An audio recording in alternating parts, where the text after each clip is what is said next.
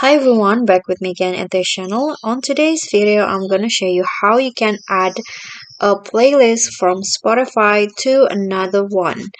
So here, let's say that you have your favorite playlist.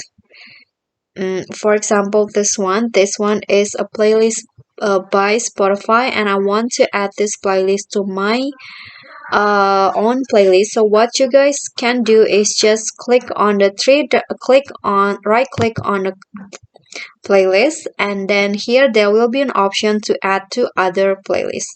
So just go to that options and choose which of the playlist that you want to add.